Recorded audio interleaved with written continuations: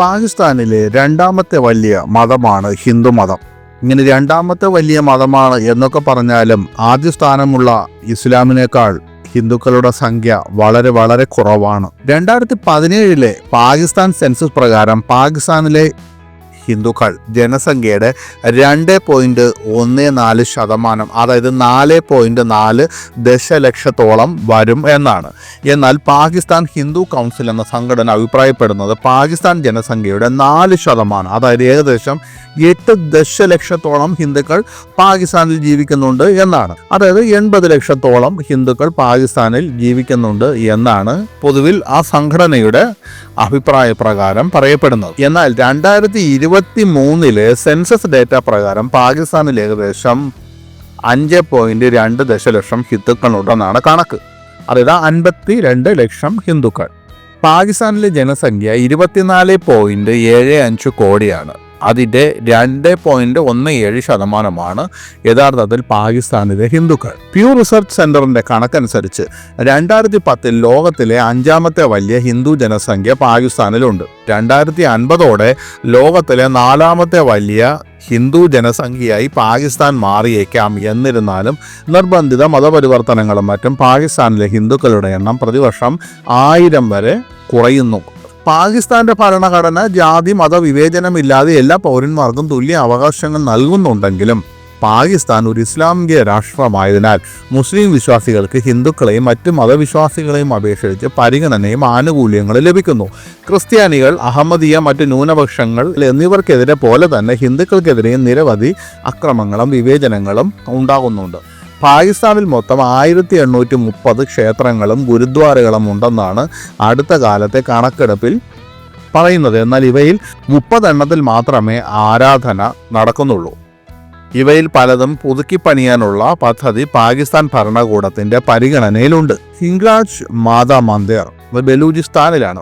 പഞ്ച്മുഖി ഹനുമാൻ മന്ദിർ അത് കറാച്ചിയിലാണ്. കടാസ്രാജ് ക്ഷേത്ര സമുച്ചയം അത് പാകിസ്ഥാനിലെ പഞ്ചാബിലാണ്. സൂര്യക്ഷേത്രം മുൾട്ടാനിലാണ്. വരുണക്ഷേത്രം മനോറ ദ്വീപ് കറാച്ചിയിലാണ്. എന്നിവയൊക്കെയാണ് പാകിസ്ഥാനിലെ പ്രധാന ഹിന്ദു ദേവാലയങ്ങൾ. ഇതൊക്കെ പറയുമ്പോൾ നമുക്ക് സ്വാഭാവികമായും തോന്നുന്ന ഒരു കാര്യം, പാകിസ്ഥാൻ സൈന്യത്തിൽ എത്ര ഹിന്ദുക്കൾ സേവനമനുഷ്ഠിക്കുന്നുണ്ട് എന്നാണ്. ഒരുപക്ഷെ ഈ കണക്കുകൾ നിങ്ങളെ ഞെട്ടിക്കും. എന്നാൽ നമ്മളൊക്കെ കരുതുന്നതിന് വിരുദ്ധമായി നിരവധി പാകിസ്ഥാൻ ഹിന്ദുക്കൾ പാകിസ്ഥാൻ സൈന്യത്തിൽ സേവനമനുഷ്ഠിക്കുന്നു, ഉയർന്ന റാങ്കിലുള്ള ഹിന്ദു ഉദ്യോഗസ്ഥർ ഉൾപ്പെടെ. എന്നിരുന്നാലും രാജ്യത്തെ ഹിന്ദു ജനസംഖ്യയുമായി താരതമ്യപ്പെടുത്തുമ്പോൾ ഈ സംഖ്യ വളരെ കുറവ് തന്നെയാണ്. ഇന്ത്യൻ ആർമിയിൽ നിന്ന് വ്യത്യസ്തമായി പാകിസ്ഥാൻ ആർമി ഒരു മതേതര ആർമിയായി കണക്കാക്കപ്പെടുന്നില്ല, പ്രത്യേകിച്ച് നിലവിലെ ആർമി ചീഫ് മാർഷൽ അസിം മുനീറിന്റെ നേതൃത്വത്തിൽ. എന്നിരുന്നാലും നമ്മുടെയൊക്കെ വിശ്വാസത്തിന് വിരുദ്ധമായി നിരവധി പാകിസ്ഥാൻ ഹിന്ദുക്കൾ പാകിസ്ഥാൻ ആർമിയിൽ സേവനമനുഷ്ഠിക്കുന്നു, ഉയർന്ന റാങ്കിലുള്ള ഹിന്ദു ഉദ്യോഗസ്ഥർ ഉൾപ്പെടെ. പാകിസ്ഥാൻ സൈന്യത്തിൽ വിവിധ പദവികളിലും സ്ഥാനങ്ങളിലുമായി 200-ലധികം ഹിന്ദുക്കൾ സേവനമനുഷ്ഠിക്കുന്നുണ്ടെന്ന് പാകിസ്ഥാനിലെ നിലവിലെ പ്രതിരോധ മന്ത്രി ഖ്വാജ ആസിഫ് 2022 രാജ്യത്തെ പാർലമെന്റിനെ അറിയിച്ചിരുന്നു. 2023 സെൻസസ് പ്രകാരമാണ് പാകിസ്ഥാനിലെ ജനസംഖ്യ 52 ലക്ഷം എന്ന് പറയുന്നത്. മുസ്ലിം ജനസംഖ്യ 24.75 കോടിയാണ്. അപ്പോൾ ജനസംഖ്യയുടെ 2.17% ഹിന്ദുക്കളുടെ എണ്ണം നോക്കുകയാണെങ്കിൽ ആർമിയിലെ ഹിന്ദുക്കളുടെ എണ്ണം ആനുപാതികമായി വളരെ വളരെ കുറവാണ്. പാകിസ്ഥാൻ സൈന്യത്തിൽ ഹിന്ദു സൈനികരുടെയും ഓഫീസർമാരുടെയും എണ്ണം കുറയുന്നതിന് പിന്നിൽ നിരവധി കാരണങ്ങളുണ്ട്.